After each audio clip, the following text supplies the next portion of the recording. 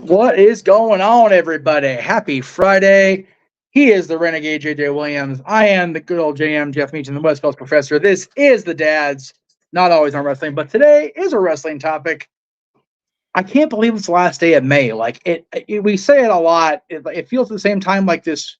Our lives are just dragging, and then in a moment, it's been a month. Like, what the hell? It's just crazy. It's already 5 months in. For real. It's absolutely bananas that we're already at the end of May here. We're getting into hopefully get over that WrestleMania hangover that keeps getting talked about in the IWC. Because, man, why are we losing power? What are we doing? How are we getting over a WrestleMania hangover when we keep adding more and more stuff to our watch-alongs? I know, right? It's like the drinks just keep on flowing. Seriously.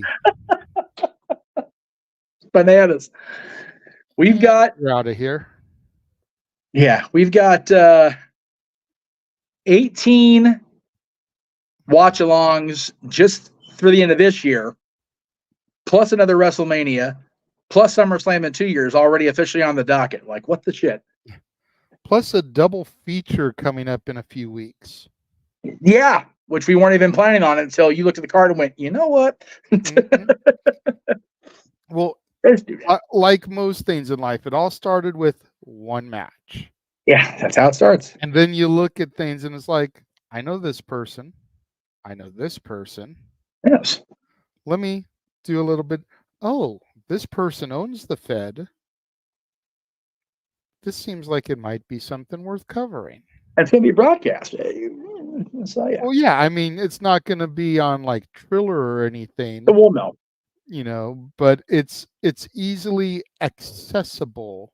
Yes. For those who choose to access it. And what we're discussing is MPW Mission Pro Wrestling Summer 11. Yes. With the main event of Izzy Moreno, best known as Bayley's #1 fan, challenging for the MPW Championship against La Princesa Tiffany Nieves.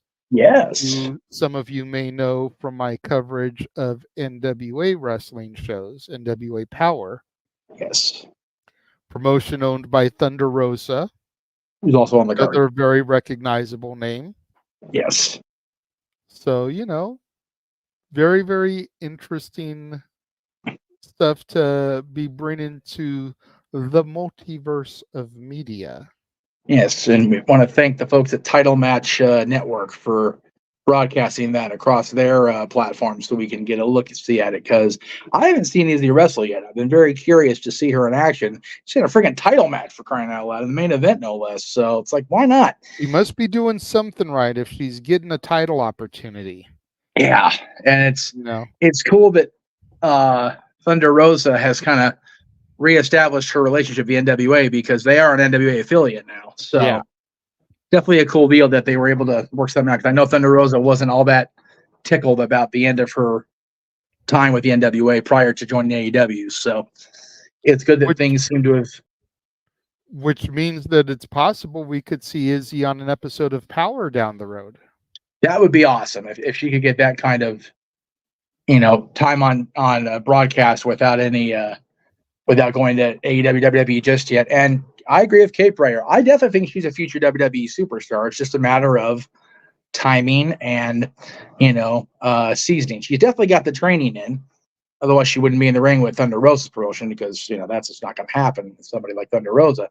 So it's just a matter of seasoning the steak on the sizzle. That's all. That's all you got to do.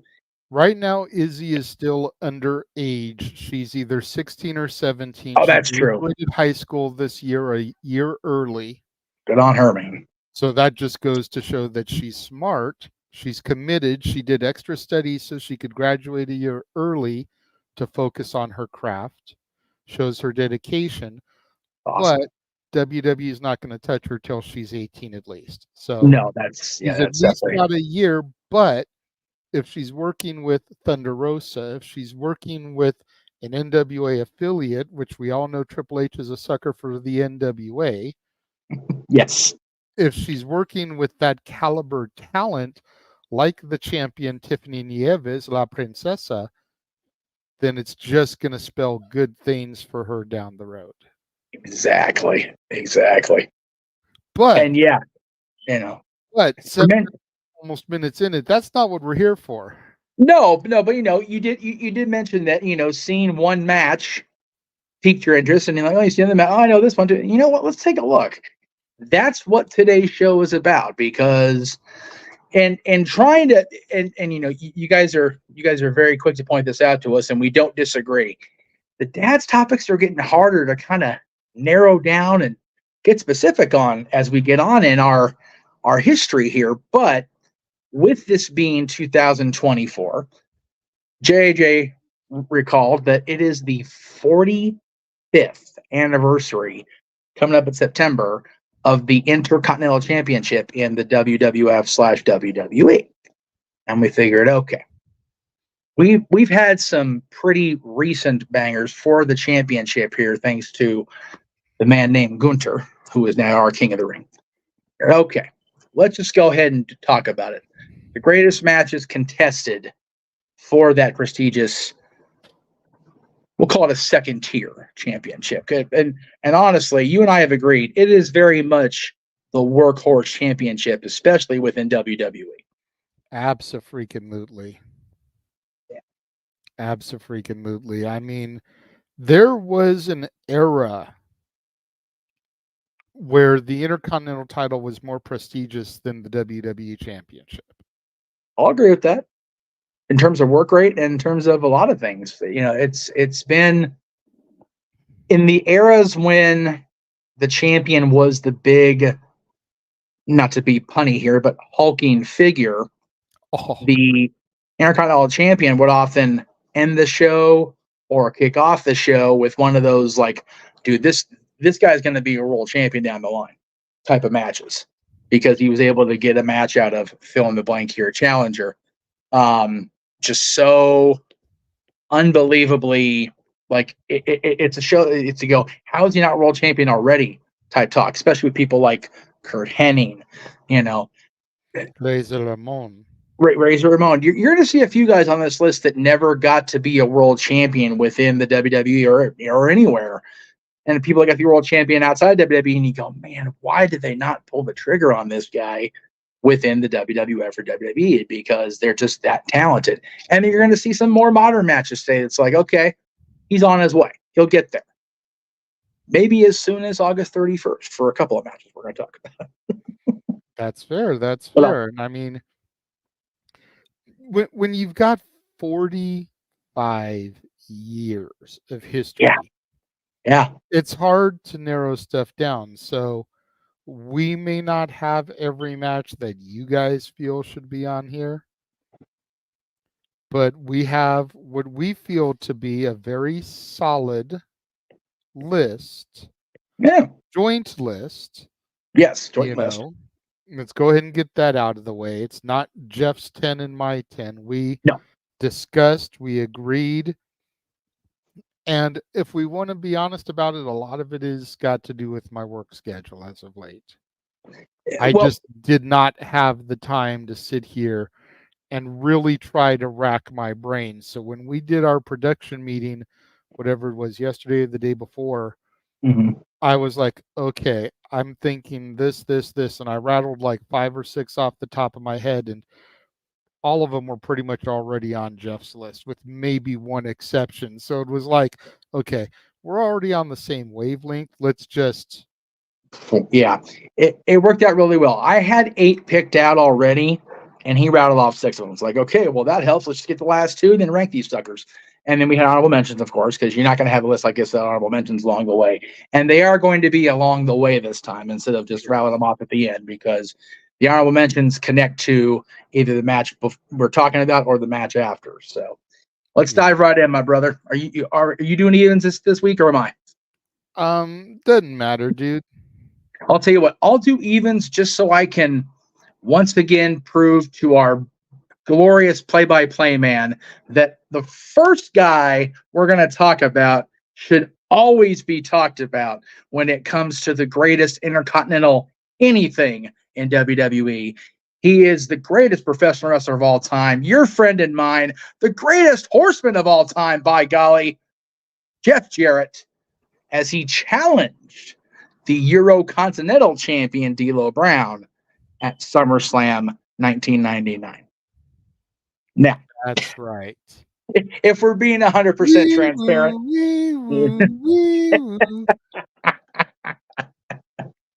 Oh, wait. we're being, This was more "Don't Piss Me Off." that's right.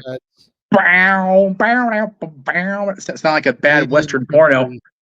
And with Deborah's music, it makes all sense, and it sounds like a Western porno. But anyway, you know what? Yeah. I'm looking at the numbers here, and I'm like, all the ones that I really love are the even ones. We can switch if you want. That doesn't matter to me.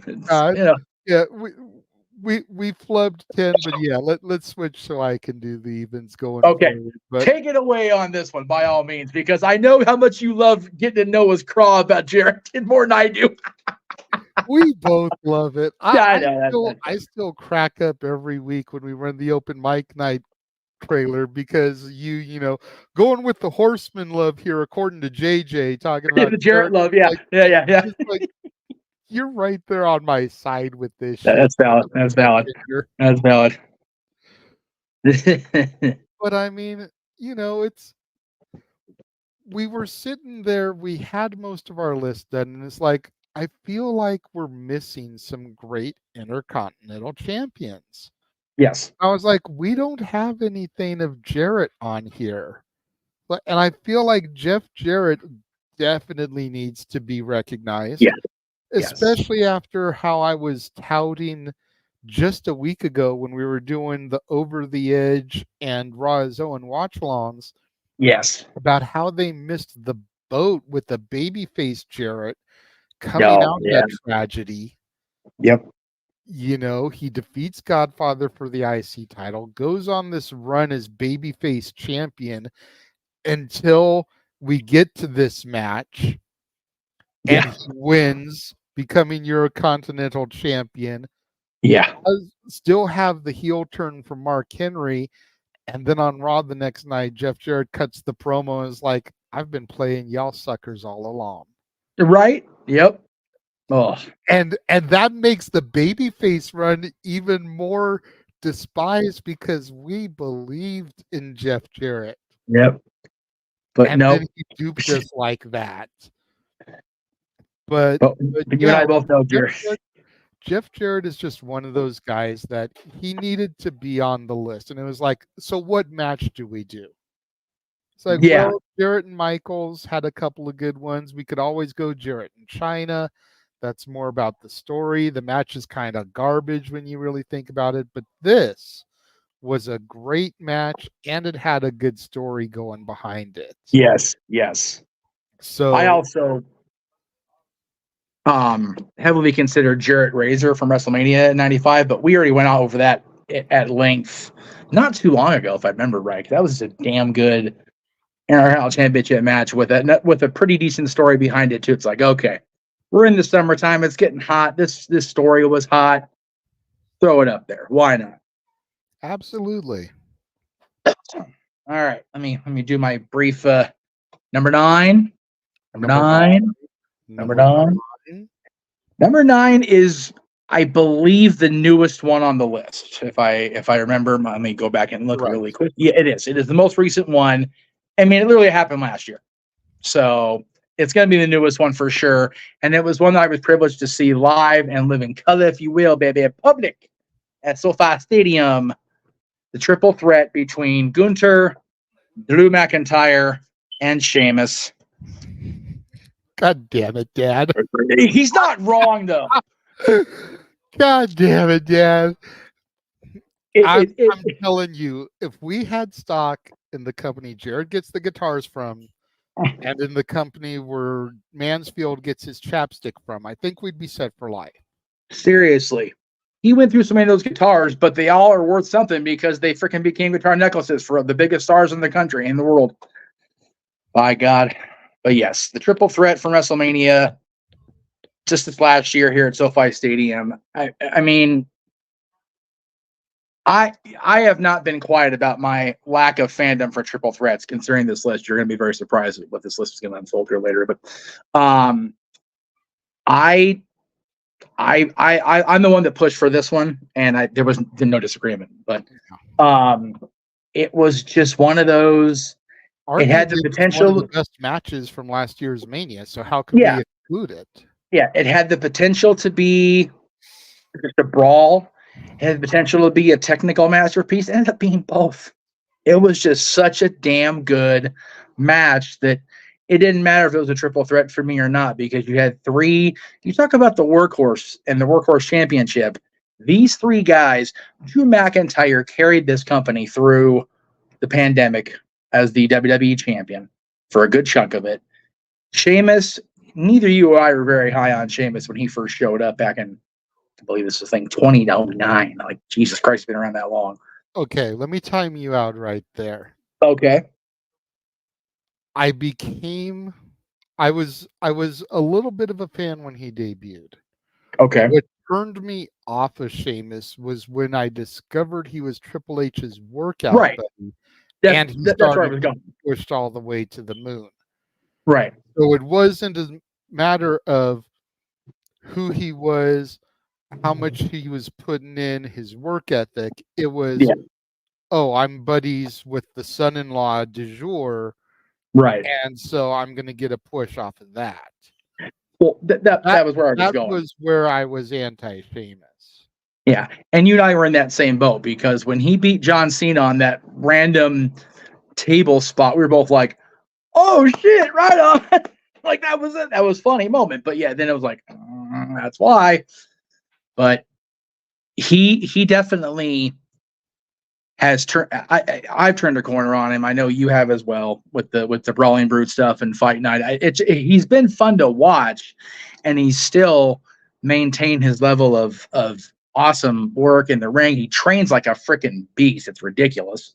He has this whole freaking gym-based series on the YouTube, to WWE YouTube. So, and then you got Drew, like I said, carried the company through a shitty time. And then Gunther, my goodness, it popped up in the last week or two across the internets of his transformation since he became Gunther from being Walter. And it's like, man, I remember seeing Walter on the indies at PWG, and just, God, if this guy ever gets in like WWE shape, forget it. He's unstoppable. He's been unstoppable. He's had one major loss, and that was when he lost the title to Sammy this year. So, and he's king of the ring as we speak. And these three guys just went in a match that had no business upstaging some of the amazing stuff that was on that WrestleMania. Damn near did anyway. You figure the main event and the semi-main of night one were going to be amazing. Roman Cody was always going to be a spectacle and something special, not unlike this year's either.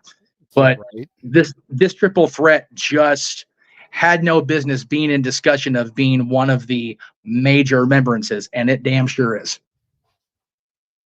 And then we get to our first honorable mention, which we included this because, damn, we couldn't have the triple threat and not have the reason that we got there. And that was the match from Clash at the Castle between just Gunther and Sheamus, because, my God, if anybody gave us a reason to believe that the title reign was going to end really before it picked up any steam, it was this match. Yeah, definitely. These two guys tore each other and the house down. I almost wish that was the main event rather than the freaking Drew Roman screwjob and the subsequent karaoke. Because that match just kicked all the ass, and the main event was just like, we're still too sports entertaining. This is not necessary.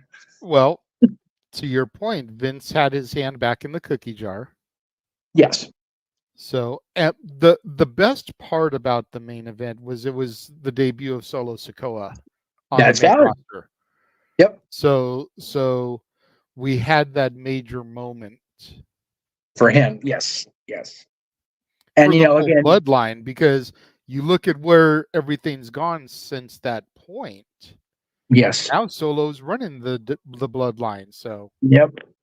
And again, just think, it all goes back to our discussion about had his brothers not had a no-fly situation, would that have happened? That's fair. So as bad of a blemish as it is on the company's rep, we got Solo out of it. And that brings us to number 8. I was going to say, which much is like the the first one I'm Usos, actually going to get to talk about. yeah, much like the Usos, our next guy is a little bit of troublemaker himself, a little bit of a problematic soul, as he was for all those years. Oh man, there you go, brother. I mean, you definitely. Okay. What? I was supposed to intro it. Oh, I was going to give you the intro, but okay, go for it. Go ahead. You already introed it. So well no, going on to number 8 now, Piper and Brett. This is one of the ones that I really rattled off and wanted to get on here because arguably this is Piper's best wrestling match in the WWE. Absolutely.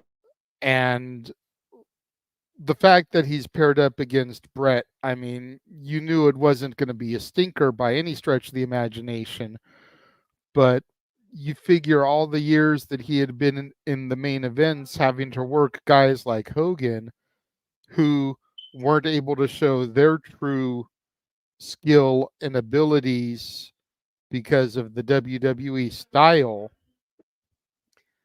This was Piper's opportunity to really shine, and he did here.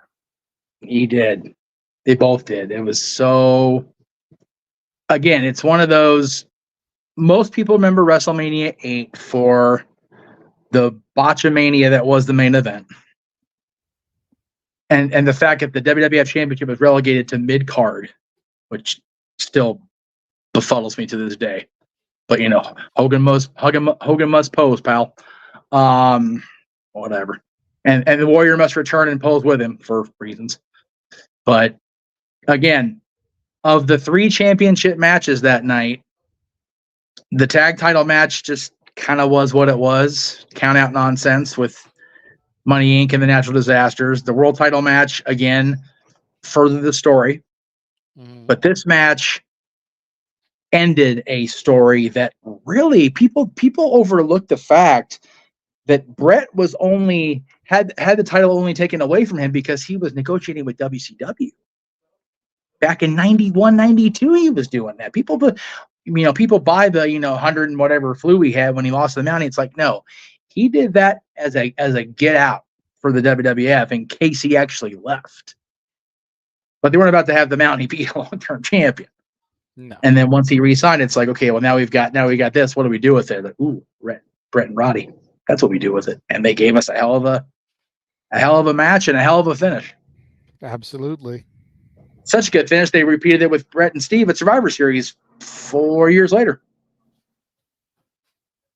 And I'll agree it should have had a more prominent spot on the card, but the main event had to be Hogan, Sid, or the WWF Championship match. That's just the way the WWF was back then. The Intercontinental Championship wasn't quite the main event yet. Maybe it should have been, all things considered, but you know.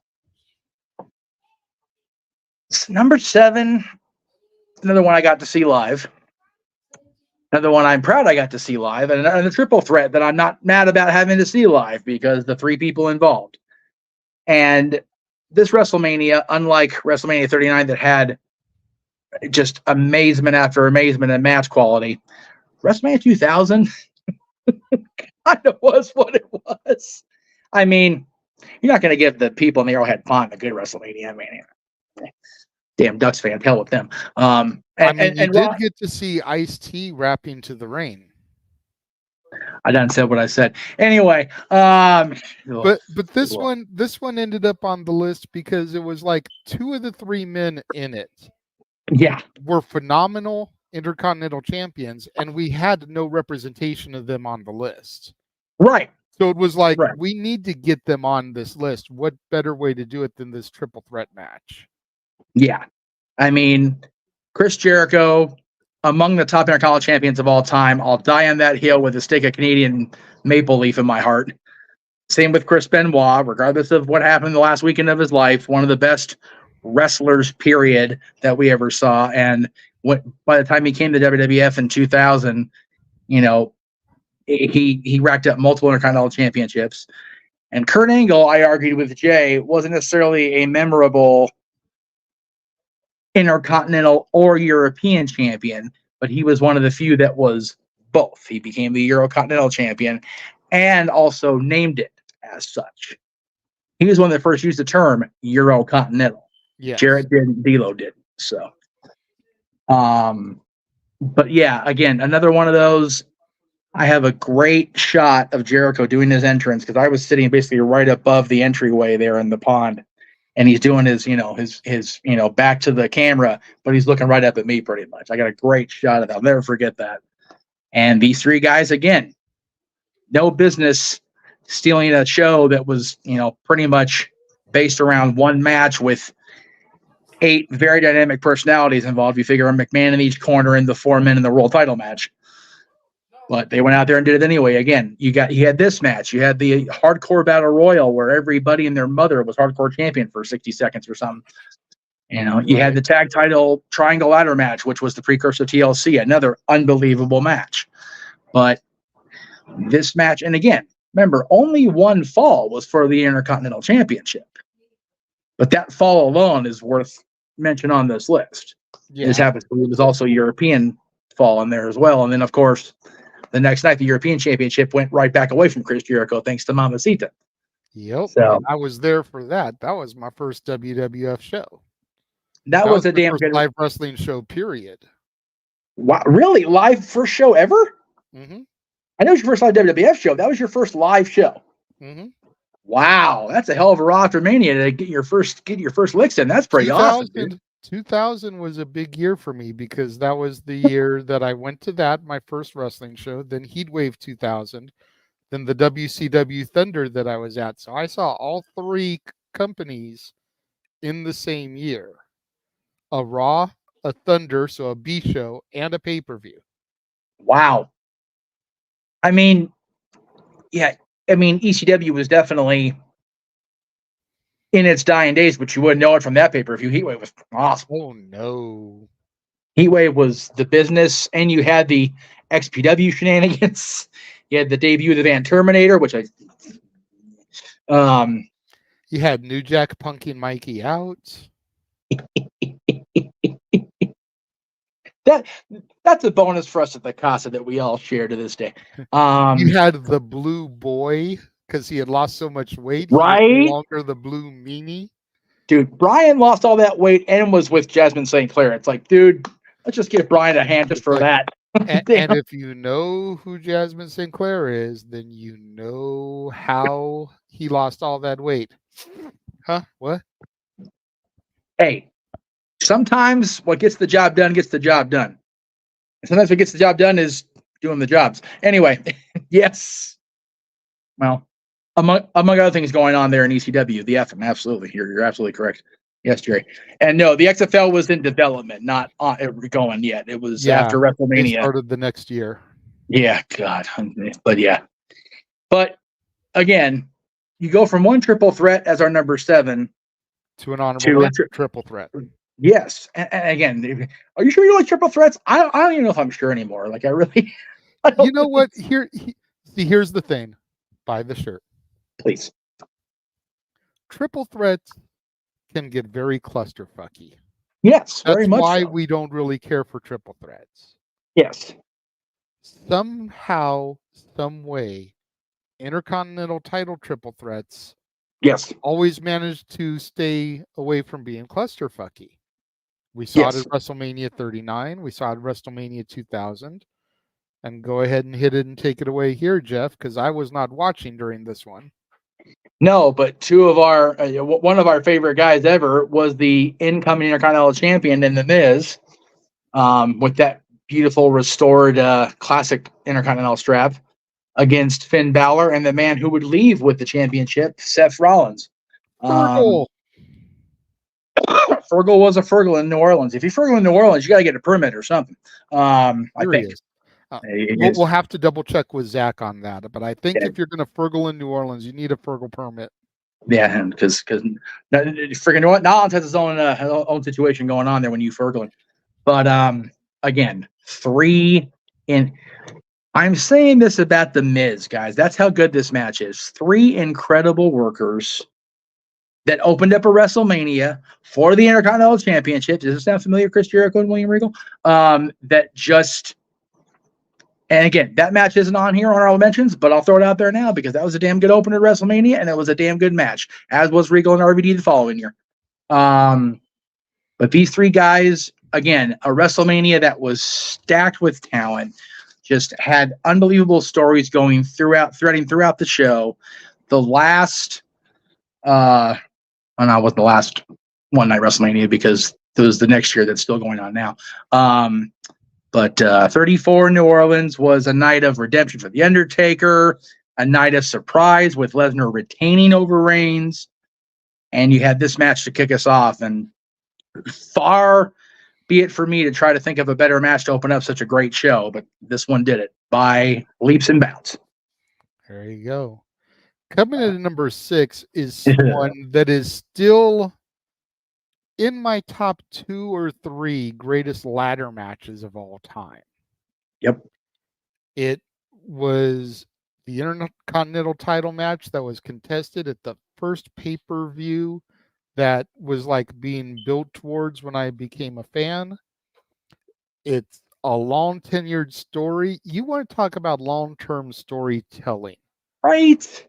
One of these men was across the ring when the other man debuted. Yeah. That same man would then defeat said person for his first Intercontinental title reign. Oh, yeah. They would then meet here in this match, and they are still technically rivals, as one is the COO and one is on the board of TKO Endeavor. And we're talking about the SummerSlam 98 ladder match between Triple H and The Rock. Jay, it's bonkers to me that one of these guys is running creative for the companies, the chief content officer, and the other guy's on the board of directors. What the hell kind of wacky ass universe do we live in? Like, this is the epitome of long-term storytelling. Oh shit, right? Triple H was on the Survivor Series team across the ring when Pineapple Jerry curled Rocky Maivia debuted. Oh my God. And these two are still technically rivals today. Yeah. And yes, it did. As it should have, honestly. You know, I'd have to go back and really do some deep dive homework. But this may be my favorite match these two ever had. Yeah. It also may be my favorite match from either competitor. And that's saying something, especially for Triple H. Yeah. Rocky, I think with Rocky, it's between this and the I Quit match against Cactus at Rumble 99. Yeah. But that match was so, looking back in it now, especially all those unprotected chair shots. Yeah, it's rough. You know, as a guy who shortly after that became a competitor himself, going back and looking at that stuff, like, I'll sit here and flinch when I see people take chops on TV because I flash back to getting my baptism at Battleground. Yes. Yes. Going back and rewatching that, there's some spots in it that are hard to get through. Yeah. As a guy who competed for almost a decade himself. Yeah. But so for Rock, the margin's a lot narrower because if we're being really honest, I love me some Dwayne. Yeah. And his matches were full of showmanship.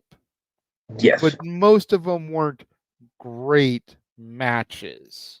No. If we're going by the Meltzer scale, if you will. And I only throw that out there because it's what them out there would know. You did a reference. I got you. If we're going off of the Meltzer scale, we're lucky if most Rocky matches passed a 3-star rating.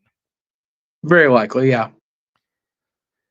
Hunter, on the other hand, banner after banner after banner after banner after banner. You know, and that also works for what he does with Stephanie in the bedroom. You know, banner Well. after banner. Anyways, but yeah, like I always come back to this match when we do lists. Yeah. It's just one of those matches, and if you've never seen it, please do yourself a favor. Yes. Go to the Peacock Network, go to SummerSlam 98, fast forward about halfway through the show, and just watch this, because this was the top tier upper echelon ladder match until the Hardys and Edge and Christian reinvented it at No Mercy 99. For me, this was the standard. Absolutely. And again, you mentioned it. This was the pay-per-view they were building toward when you really got immersed in the fandom. So this match, the Highway to Hell theming, Austin Undertaker, that really had no business being as good as it was, considering Austin was unconscious for most of it. X-Pac and Jeff Jarrett, where Jarrett got his haircut. Like, that was a banner. Jarrett with Southern Justice, formerly the Godwins, later to become Midian, and then Naked Midian. I'll tell you what, like ICP in the middle of the ring with the oddities, Yep. for whatever that's worth. You know, I was never a fan of ICP or never considered myself a juggalo, but watching them with the oddities and their foray into WWF and then WCW and then TNA later on, like, I enjoyed their dabblings into wrestling. Yeah, Edge's in-ring debut, pay-per-view wise, at that show. Just a lot of good stuff on that show. With Stable of all people, right? That's the funny thing about now with who he's married to and the path they both took over the last 36 years since. God, I need to get my old team to my cookie before I go on here. Anyway, good Lord. And number 5. Oh, you know what? Before we get to number 5. Yes. I feel now would be a good time to pay some bills. Yes. And the way we pay bills around here is you guys watch our watch-alongs and super chat the hell out of them, because it's what we do around here. But JJ has allowed himself the time and the energy, because these have to be precise, because we need you guys to watch them at the right time or we're not going to have an audience. So this is just think about this as we go into this commercial, folks. Everything but the last 2 are still in this calendar year. Like, what the hell? Like, we're gonna die. Like, legit, before you hit play, you are going to see, scroll before your eyes, 21 advertisements for watch-alongs, 19 of which are still this calendar year, and that's not even everything, because there's still a lot of TNA, WWE, and NXT that have not been announced yet. And then if the Mission Pro one goes successfully for us, we may end up adding more of that. That's up to you guys out there. We need to see how you tune in, the view numbers and everything. So if you guys enjoy women's wrestling, if you want us to cover more women's product, then you got to tune in for that stuff. But go ahead and hit that start button now, sir. 21 watch-alongs. Here's what we got.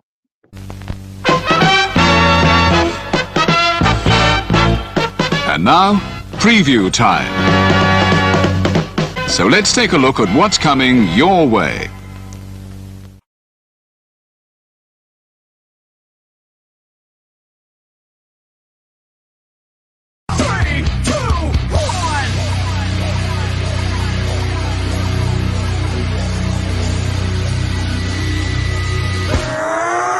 Here we go again.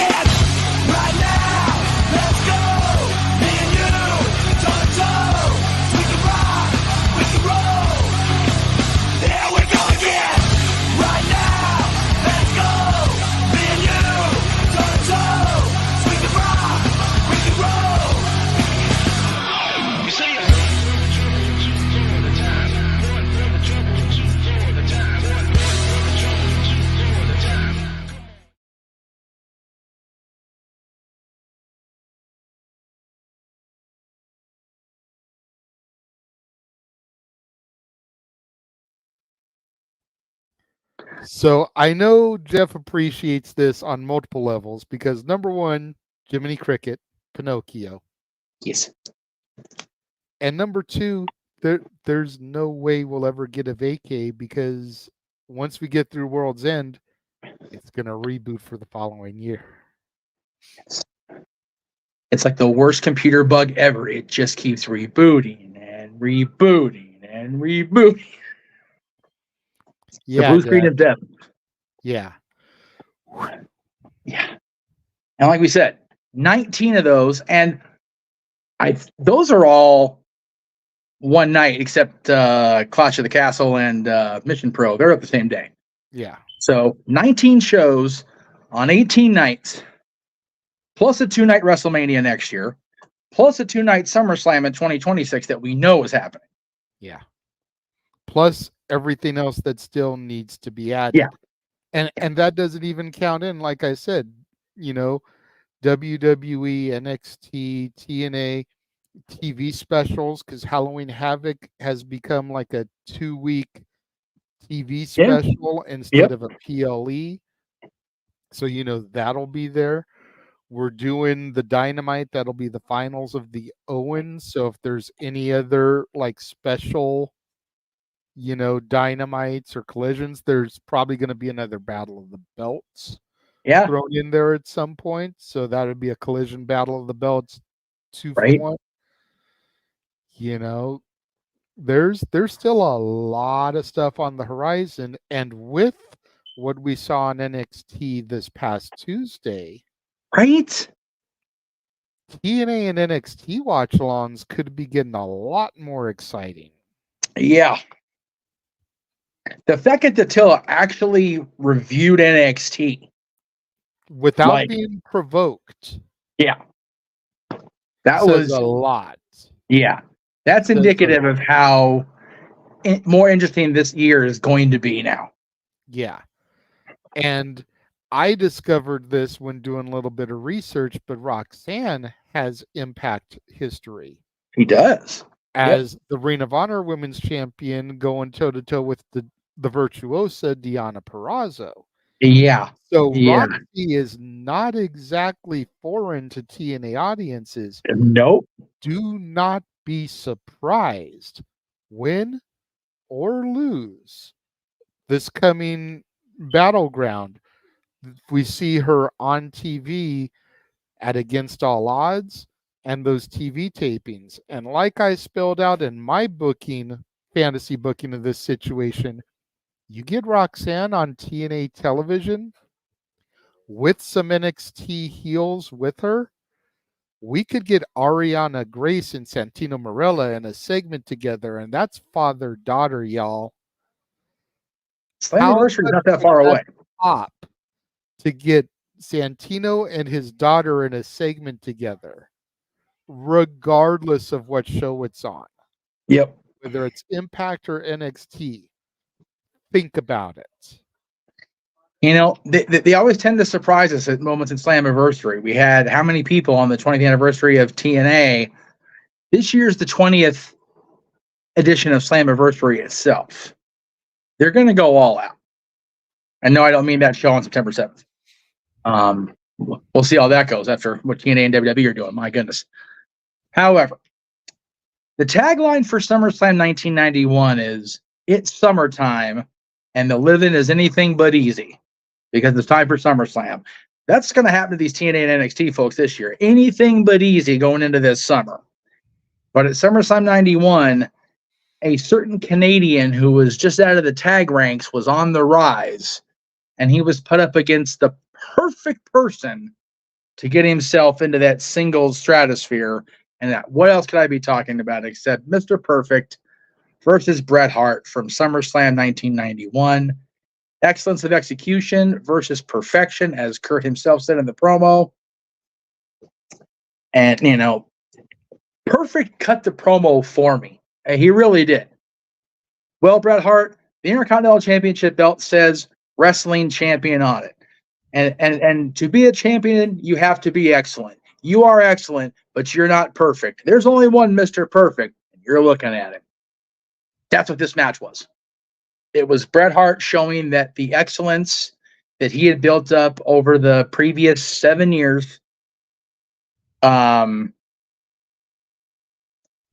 showing that he could exist outside of the tag ranks with Jim gone, and subsequently being paired off with Owen after a while.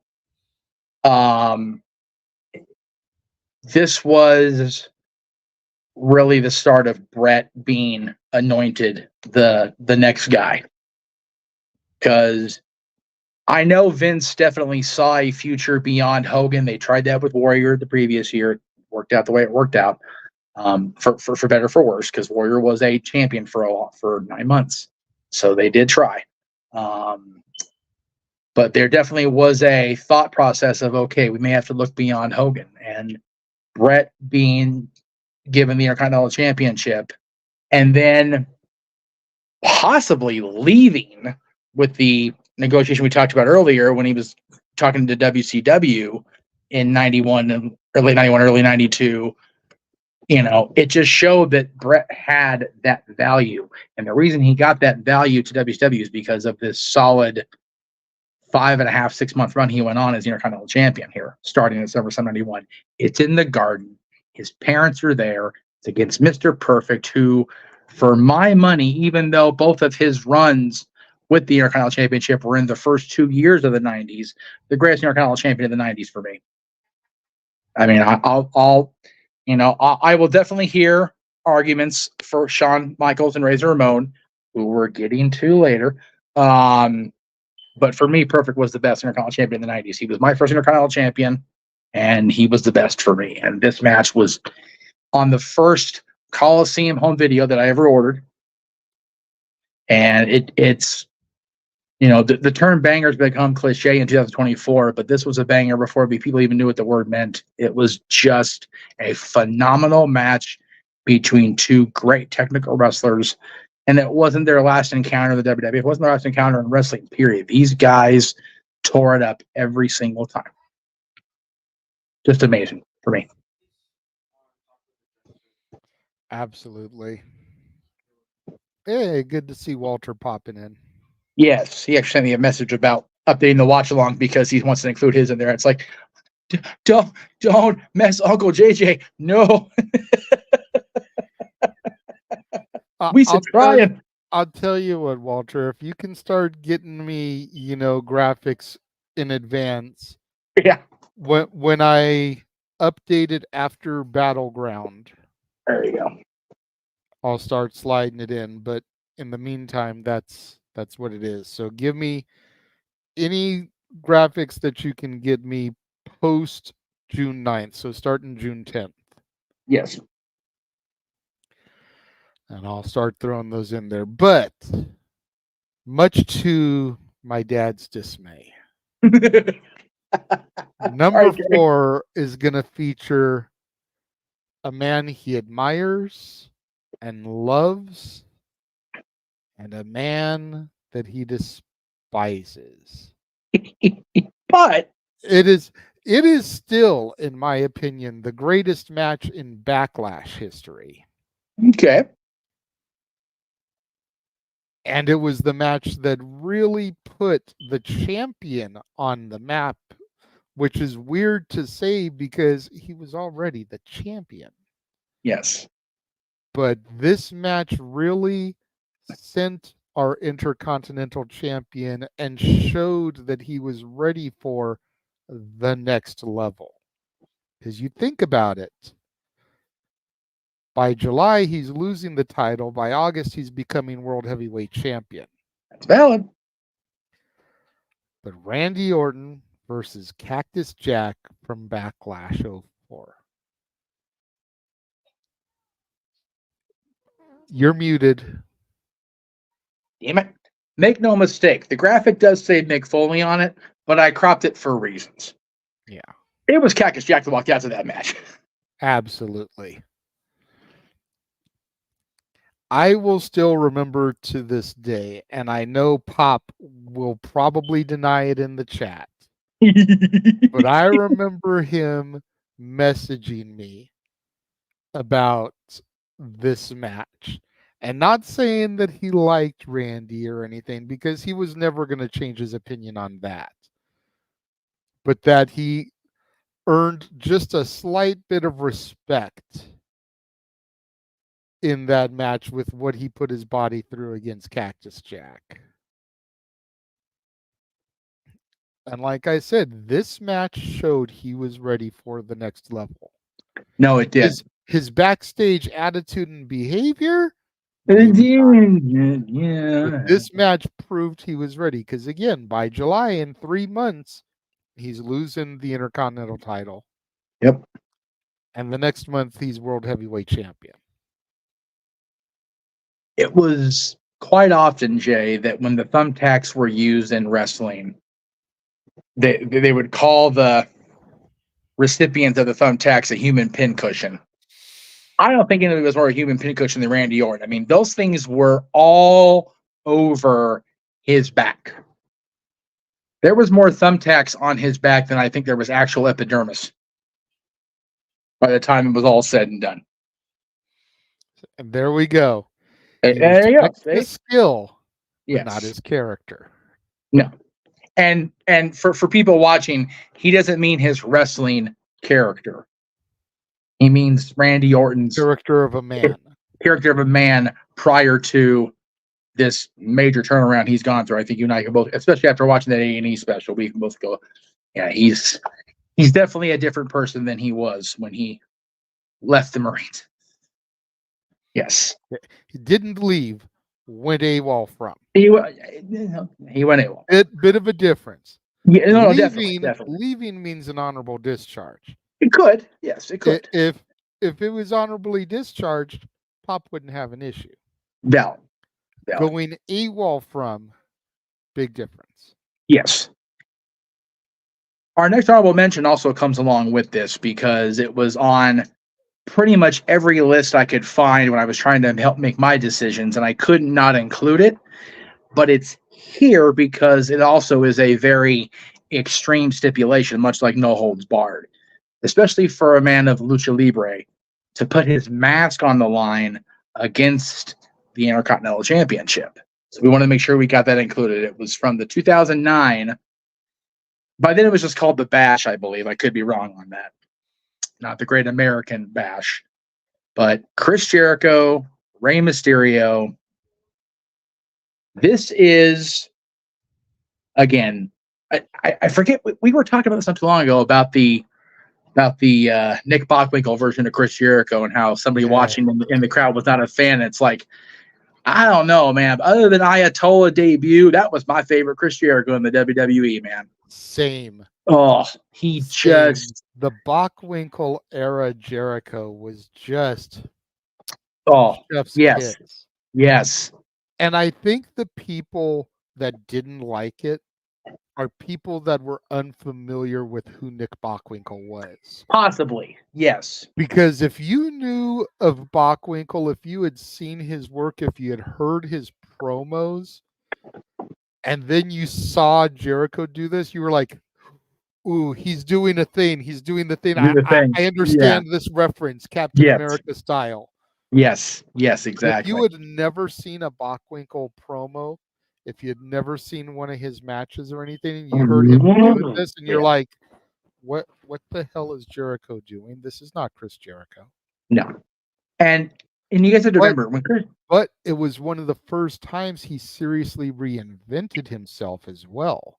Yes, and exactly. Jericho is now the Madonna of pro wrestling with the way he's constantly changing his gimmicks and reinventing himself. Yeah, you guys remember when he came back in 2007, he had gone away in 2005 because he was feeling like his character was growing stale. And when he came back, it was really more of a necessity he felt because of what had happened with Chris Benoit. So when he came back, he felt compelled to be the Chris Jericho we all knew and loved, because that's what we were missing. Save us, Y2J. And for a while that went okay. And then he was given the gift from the wrestling gods, quite literally, because it was JBL that was part of the process. I was going to say, are we speaking of Moose or JBL here? We're definitely speaking of JBL because you remember Shawn Michaels had that story with JBL prior to the thing with the match with Flair, which led to Batista being mad at Shawn Michaels, which led to Chris Jericho being involved in that, which led to Chris Jericho versus Shawn Michaels and the evolution of Chris Jericho. So it was very much a begat stuff. But this Chris Jericho trying to humiliate and embarrass once again, 11 years after the fact, he did WCW to Rey Mysterio. Instead of taking his knee away, he was taking his mask away. I mean, you can only take away so many knees on Rey Mysterio before it's already been done, to be fair. This is accurate. So going after the mask would be the next best thing. But this again, one of those, it was a great story that just produced an unbelievable series of matches. And this one at the Bash was probably the best one they did. With, at least for me, in this particular series of Mysterio versus Jericho. They had a match at Extreme Rules. I know they had another match along the line here, but this match at the Bash was definitely the best one they did, at least for me. Yeah, agreed. All right. Now, number 3, actually the top 3 in the honorable mention were ones that we kind of batted back and forth quite a bit, JJ and I. Yeah, But, I mean, they were definitely 3 of the first ones that were rattled off. Yes. For both of us. And it just kind of became who goes where. Yeah. And I was like, as far as I'm concerned, this is number 1. And Jeff's like, okay, I can flex with that. It's like, so where do we put these other ones now? Because yes. Because for a lot of people, this one is number 1, has been number 1 for over 30 years. But I pointed out, and it was agreed, that there was enough moments that I was able to explain it being, quote unquote, only number 3. But it did main event a SummerSlam, by God. And it was British Bulldog, Davey Boy Smith, and his brother-in-law, the incoming champion, Bret the Hitman Hart. And again, you hear the backstory on this match. You know, it was Warrior Savage in the main event as the WWF Championship match. And, you know, Davey being a native Brit and Bret being such a star over the world. You know, if you believe Bret's story, which, you know, sometimes Bret gets a little bit overzealous in his storytelling, but I tend to believe him here. Vince told him, all right, you're on last. Show me. And damn it, they did. Yep, they went out there. They did, man. They went out there. You had Lennox Lewis, who was still a then unknown, soon not to be unknown very much longer, man, in the fights he had, walking out there with the Union Jack, with Davey, Bret walking out there, the steadfast soldier, the champion. You had Diana at ringside, like in her ringside seats, torn between her husband and her brother, which was basically the story for this match. And, you know, that's another point I was going to bring up with this match. If you believe the innuendo from across the realms the last 30 years, Davey was blown sky high out of his mind on something the entire match, and Bret still got him through it. And again, that's a credit to both of them, because as bad off as Davey was, he still remembered the majority of the spots, and Bret got him through the rest of the way. And these guys still had one of the best Intercontinental Championship matches I've ever seen. Just unbelievable. And I don't think these guys ever had a bad one-on-one match between the two of them. And they could go into the ring blindfolded and have a good match with each other, because they had wrestled each other so many times, going back to Stampede Wrestling, and then the British Bulldogs versus the Hart Foundation, and then evolving into this, that there was no way they were going to touch and have a bad match. It's like Shawn and Hunter. Yeah. Is it just bananas that Davey's son is still wrestling in Japan, and, you know, sometimes pops over here, and Billington's kid was on Saturday show? What the hell is it called? Collision. Jesus Christ, Jeff. A couple weeks ago. It's the more things change, the more they evolve, the more they rear back, man. And considering who Billington was in the ring with, another old school type wrestler, it just made all the sense in the world. But yeah, these Stampede boys always delivered. At least they seem to. And these guys definitely pulled off an amazing SummerSlam main event. And yeah, it's one of those. I think if Hogan had stuck around, I think Brett may have been influenced to turn heel in '92, which would have been very interesting. And again, it's just one of those butterfly effects. What if this happens? Then what this? Mm-hmm. But I think there's no denying, JJ, that your next entry and its successor can't not be mentioned on a list such as this. Yeah, no, I mean, you're talking about intercontinental title matches, and you'd be hard pressed to not have Shawn and Razor at Mania 10 pop into your head as one of the best Intercontinental Championship matches of all time, let alone one of the best ladder matches of all time. And then their follow-up from SummerSlam, honorable mention. Yes. Yep. Again, just it's Shawn and Razor. Yeah. It's two buddies working together to make each other look good, not displaying ego.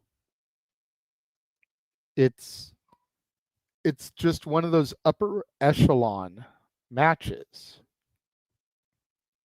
Top tier. And both matches really heavily influenced the shows they're on. Yeah. You figure Shawn Razor was so great, but it went so long and the 10-man tag match was scrapped, much to everybody's favorite wrestler of all time, Jeff Jarrett's chagrin, and his 9 partners in that match.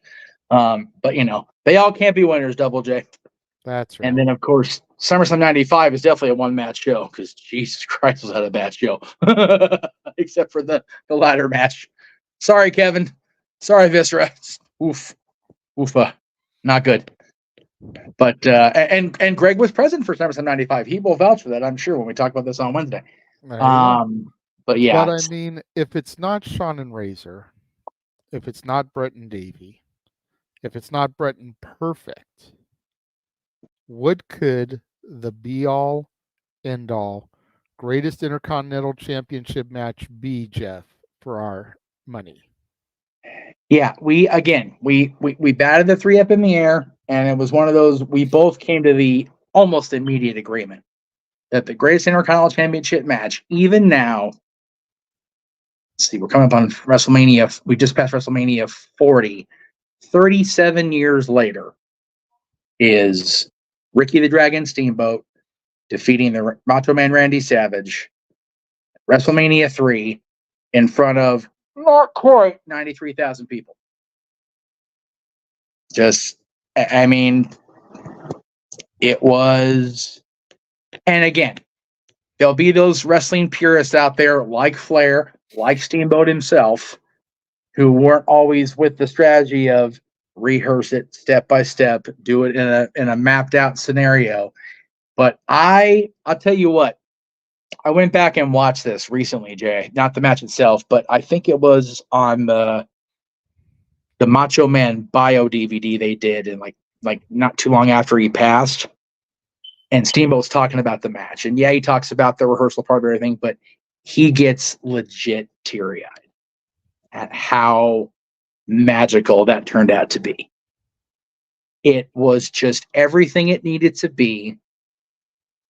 And at a time where they upstaged Andre and Hogan, that was a no-no. You didn't want to do that in 1987. And the fact that Ricky ended up wanting to take time off to be with his wife for the birth of their child just chapped the old man's ass to no end. And that's why we got the Honky Tonk Man as the Intercontinental Champion as a result of that, which thanks a lot, Ricky. But hey, longest reigning Intercontinental Champion until Gunther surpassed him. Thank you, Gunther. Even Santino tried to get the honky tonky meter going, but he just failed miserably. Yes. I am glad that record is broken. Now, if only I think with Roman's defeat, I don't think anybody's going to surpass the modern Hogan reign. No. Like, I don't think it's going to happen. We were close. It was getting there. Never Like, again. shit. But yeah, I'm okay with Hogan, Gunther, and the Usos. I'm okay with that. Legitimately. But this match, again, yeah. You know what? It could have been a 2-match show. I'd have been okay with it. Honest to God. Because that WrestleMania 3 was one of them long damn ones, too. Not quite as long as 4 and 5. The long-ass, dry movie. We know what's going to happen. Just bring on the water. That's it. That's it. We don't need this. Yeah. Like, we need all these that's how I appetizers. feel watching Hogan Andre. Oh, well, yeah. It's like Yeah. no disrespect against the two competitors, but Absolutely it was not. longer than it needed to be. We Yeah. knew what was going to happen. Yeah. Let's get this shit over with, please. Yeah. Yeah. It is much more entertaining to watch their rematch from February '88, knowing what's going to happen, because then we get the greatest story of all time with the double referees and the DiBiase situation. That was just beautiful, and prime time no less. But yeah, Steamboat Savage upstaged the biggest match of all time, and had no business doing it, but they did it, by golly. And again, you factor in George Steele there, Miss Elizabeth there to be involved, and just the commentary is great because it's Gorilla and Jesse. Everything about this match, including the story being told in the ring and on commentary, makes this, for our money, the greatest Intercontinental Championship match in WWF/WWE history. Yep. And again, we don't want to discount the Intercontinental Champions prior to the Golden Era. The Magnificent Morocco, Greg the Hammer Valentine, Tito Santana, Pat Patterson, the first Intercontinental Champion, Ken Patera. But they were champions in a time where we weren't getting televised championship matches every single week. So we don't have for the benefit of those with videotape history, we don't have that. So, but of the ones we saw, and you know what? Cape Raiders, right? DiBiase is a champion. I don't give a shit what they say. Anyway, he is a recognized WWE champion, and on this network, in this multiverse, he is a former WWE champion. By damn it. Damn right.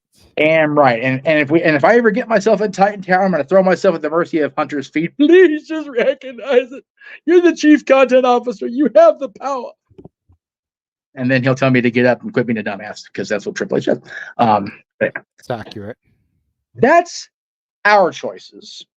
What are your matches? Yes. What did There's we definitely forget? ones we missed. Yeah, we definitely did. Quite a few. I did put it out there on social this morning to ask for their opinion, so we will definitely rattle them off tomorrow night, because we're not done for this weekend. No. Oh, Nay. no. Once again, we're going to bless you people, you beautiful people, with open mic night. There's a lot more to talk about this week than I thought there was going to be, Jay. Yeah, I was hoping this was going to be another quiet week. And by Tuesday, this man's already blowing up the chat rooms with freaking like 9 image graphics. Like, it's just Tuesday, y'all. Exactly. The business never stops. But then in addition, we've got so much great stuff coming up next week here across the Multiverse of Media, starting with the day switch for 2 of us. Because this coming Monday night, special time, special day, Monday, June 3rd, 6:30 Eastern, 3:30 Pacific, we'll be going live across the Constantine Studios and the Jeff Meacham Network with Stat Boy Sports Bar. And that was a request that was necessitated by those that work for the Spark. Because damn the Spark. Always damn the Spark, by God. But yes, again, great choices here. Eddie and Edge ladder match. I don't know if that was for the Intercontinental Championship, though. The ladder match? You may be thinking of Eddie and Rob. There was a great Eddie and Edge series of matches in 2002. I don't think it was for the Intercontinental Championship. I think that was when Benoit and RVD were fighting over the title. And then it went to the consolidation in 2002 with the world title. This one, however, we forgot. That's my bad. Jericho and Benoit was amazing at the Royal Rumble 2001. I thought I remembered Benoit having a match at the Rumble for the IC title, but I couldn't remember which one it was. So that's why I didn't say anything, because I didn't want to sound like an idiot. Nope. Yeah. So I forgot. Damn good ladder match too. Another an amazing visual of Jericho giving him the walls over the ladder. Such a good match. Oh, definitely an honorable mention, without a doubt. Might even be in consideration for an updated list when we do one down the line. Excuse me. And then, of course, since Mikey's on Monday, that means I'm on Tuesday. Special night, same time, 7 Eastern, 4 Pacific, this Tuesday, June the 4th. Wednesday, it'll be Greg and myself on the Greg Cherry Show, interviewing our special guest, Canary. You can find her on social media, on Twitter, and we'll definitely talk with her. Wednesday, 7 Eastern, 4 Pacific. Thursday, 7 Eastern, 4 Pacific. Mr. Williams, you and Noah will be doing your thing. Me, Noah, and the rest of his motley crew will be simply predicting NXT Battleground. Lots of good stuff coming up there.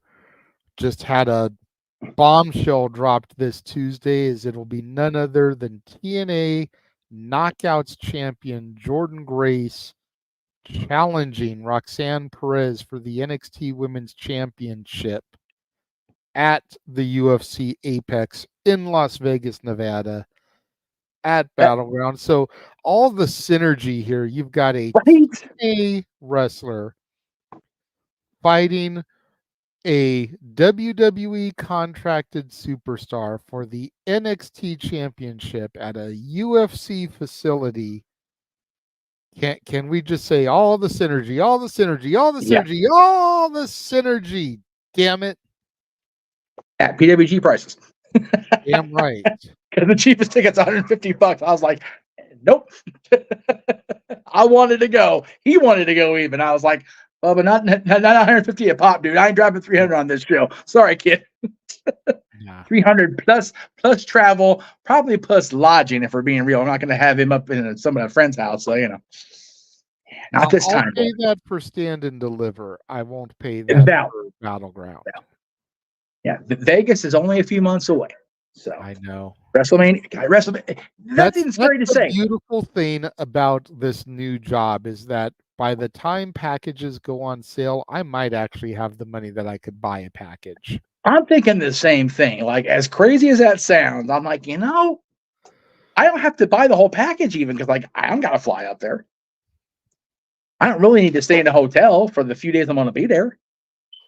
Because I got friends in low and high places up in Med City. Definitely need a room for headquarters. Especially if I'm looking to go out there for the time I'm looking to go out there, because true. If I can make this dream a reality, I'm looking at being there from the Thursday before Hall of Fame. Oh shit! Okay. And then checking out the Tuesday after Raw, after Mania. That way you're there for Hall of Fame, you're there for SmackDown, you're there for Stand and Deliver, you're there for 2 nights of Mania, you're there for Raw after, and that doesn't even factor in any of the other shit that happens in the vicinity. Slammies, my God, I gotta go to Slammies. Damn right. I gotta go to Slammies. I'm sure is going to be buzzing with something. The T-Mobile Arena is going to be buzzing with something. Yes.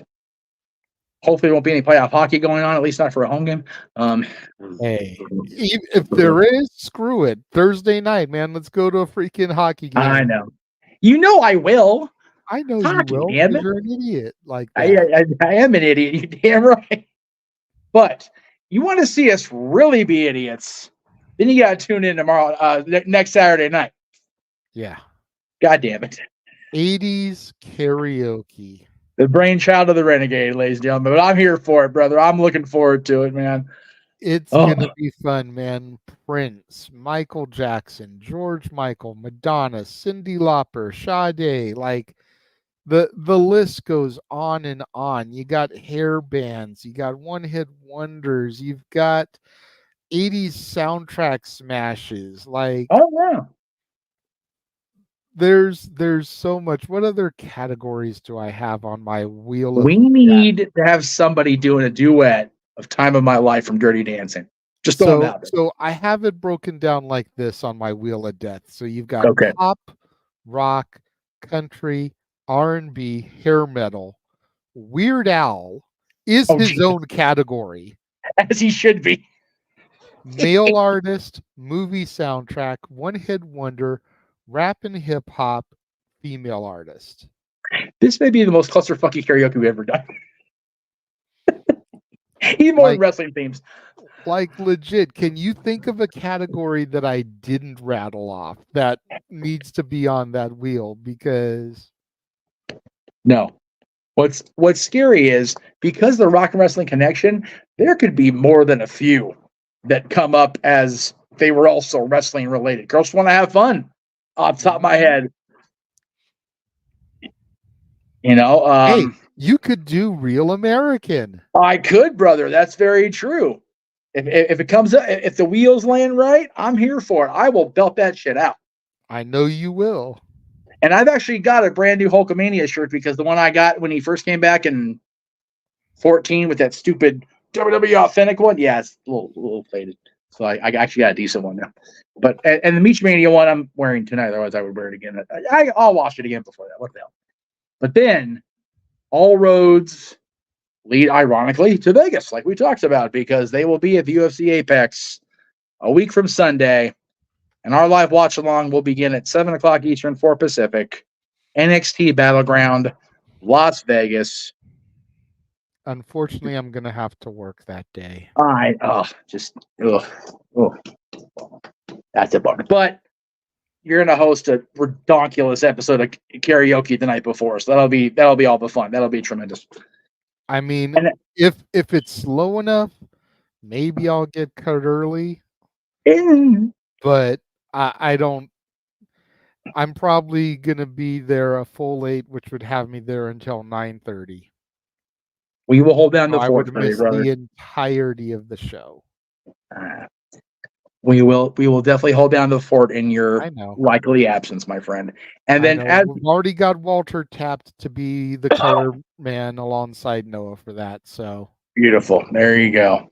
And you know what, Walter will make you proud. I know he will, man, because NXT is going to be one of those special. By the way, Walter, since you're here, there is the Sunday after Death Before Dishonor is the next Bloodsport from GCW and Josh Barnett. Just throwing it out there to maybe plant the seed in people's heads. We may do it. Depending on what kind of card they build, we may have that to the schedule too, because Bloodsport was fun as hell this past April. So, and then like you saw in the trailer, God damn it, JJ, we still gonna die for sure. It's gonna be a thing. It's just gonna happen. We're all gonna be dead. And then of course we get into WrestleMania 2025 and SummerSlam 2026. Those are all the confirmed dates. Yeah. Definitely not going to be the only ones we have.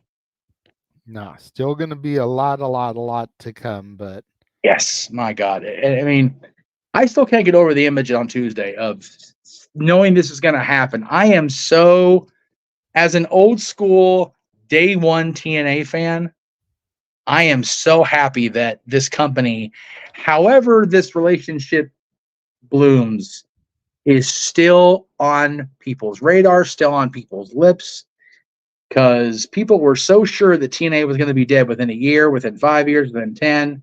Here we are, year 22. Yeah. And with the way AEW is just making us so happy all the time, I'm down for TNA getting a resurgence. Absolutely. Seriously. I will not dispute you on that. Well, we do thank everybody for watching us in this last hour and a half. We got it done. You call it, brother, hour and a half, tops. So we're at hour 20. I will be heading out the door momentarily. I'm heading down to that familiar spot at Topanga and Victory at the Topanga Social. My buddies, the LA Dolls, will be live from 7 to 10 tonight, as well as on June 7th, 15th, 22nd, 27th, and 29th. Busy month for the ladies. If you're in the area, please come out and say hello. They are, I wish we were doing the karaoke. I wish we could have them on the 8th, because I could totally pass off. Here, they can sing these 80 songs better than I can, because a lot of their sales is 80 songs. Like, here, you do it. But come out and see us if you're in the area tonight. And don't forget to come back tomorrow night, man, open mic nights as normal as open mic night gets for tomorrow. Because next week's not going to be as normal. No, definitely Take it not. on, brother. So, thank you all for joining us and tuning in. For the West Coast Professor Jeff Meacham, I am the Renegade of Wrestling, JJ Williams. Thank you all again for tuning in and joining us, and we will see you guys next time. The Jeff Meacham Network's Multiverse of Media. For over 15 years, the recognized symbol of excellence and the standard bearer in coverage of sports and entertainment.